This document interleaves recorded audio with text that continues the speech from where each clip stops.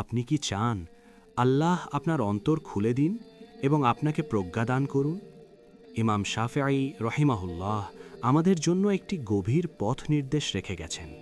তিনি বলেন, যে ব্যক্তি আল্লাহ নূর চায় সে প্রথমেই একাকিত্ব বেছে নেয়, কারণ সব কথা সত্য শেখায় না, কিছু কথা শুধু অন্তরকে ব্যস্ত করে তোলে।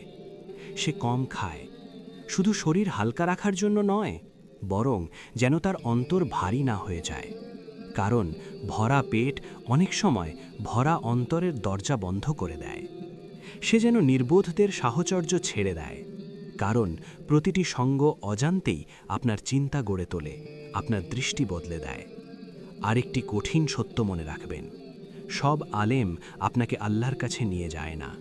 তাই সে যেন এমন আলেমদের থেকেও দূরে থাকে যাদের মাঝে নেই ইনসাফ, নেই শিষ্টাচার, নেই অন্তরের নরমতা। প্রজ্ঞা শুধু জ্ঞান নয়, প্রজ্ঞা হলো কার কাছে যাবেন আর কাকে এড়িয়ে চলবেন এই বোধ।